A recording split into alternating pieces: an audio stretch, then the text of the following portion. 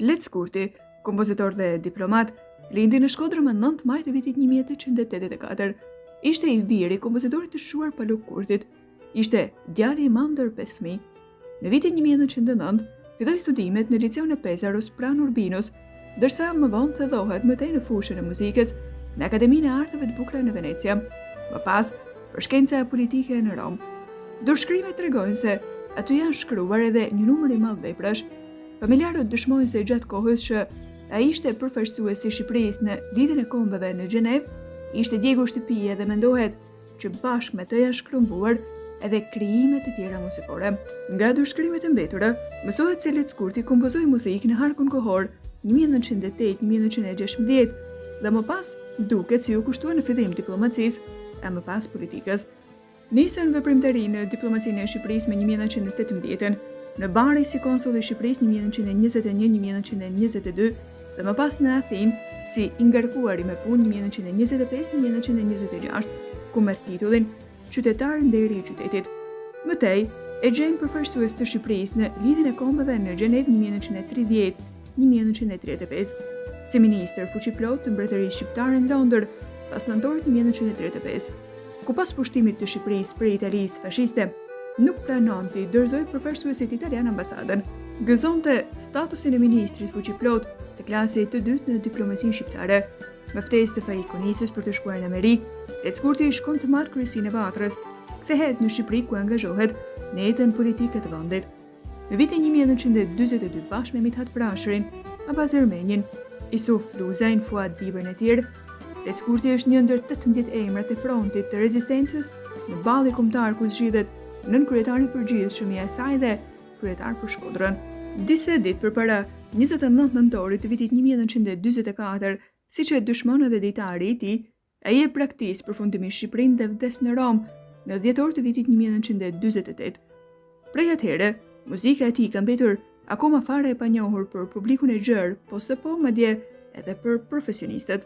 Disa nga veprat dorëshkrime të ruajtura nga familja që ka të ngjarë të përmbysin historinë tonë të muzikës janë prezantuar. Nëse nuk do të ishte marrë me politikë, veprat e tij do të ishin përfshirë në antologji muzikore letrare. Krijimet do të interpretoheshin koncerteve e do të quhej babai i kompozicionit shqiptar. Me rreth 800 fashe dorëshkrime që ruan familja e tij, do të ishte patjetër një emër i shuar i kulturës shqiptare. Por Lec Kurti zgjodhi tjetër udhë, u quajti rrezikshëm dhe u nderua. Vepra e tij u dënua për të mbetur sirtarëve e panjohur për dekada. Për të kujtuar një emër të lënë herres padrejtisht, por edhe për të riparë historinë e muzikës shqiptare, me rastin e 69 vjetorit të vdekjes së kompozitorit, në Akademinë e Arteve në Tiranë u zhvillua koncert-konferenca Lindja e harruar e muzikës artistike shqiptare Lec Kurti. U interpretuan për herë të parë veprat e kompozitorit që datojnë fillim shekullin e 20, ndërsa të afërmit sollën kujtime. Për muzikologun, profesor Dr. Sokol Shupo, pavarësisht se sasia partiturave që kanë arritur të shpëtojnë humbjes është relativisht e pakët dhe vepra e tij ka mbetur e panjohur, Lec Kurti është pa dyshim i pari kompozitor profesionist në historinë e muzikës shqiptare. Kur thot këtë, Shupo mbështetet në fakte pasi ka kaluar në përduar dorëshkrime që ruhen me fanatizëm nga Albert Kurti, i biri i kompozitorit. Shupo vëre se çuditërisht shumë vepra që ne i quajmë si të parat në gjinin që i përkasin, nuk janë të tilla. Studiuesi bën një krahasim prej të cilit del se pikërisht veprat që për dekade e kemi konsideruar të parat janë shkruar shumë më vonë se veprat e harruara të Lec Kurtit.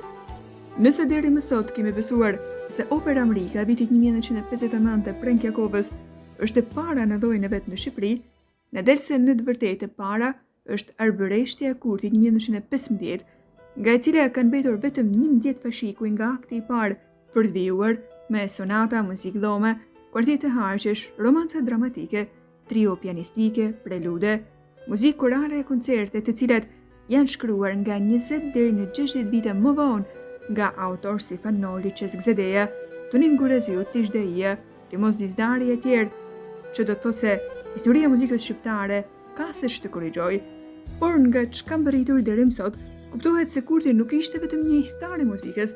Sot është e çuditshme të besohet se brenda një njeriu të vetëm, zjente kompozitori, poeti, përkthyesi e politikani diplomat, pa lënë asgjë pas dore.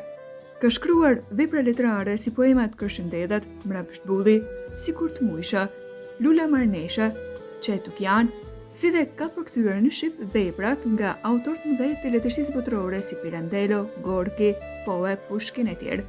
Referenca: kënga dhe këngëtarët shkodran, profesor Ferit Bala. Let's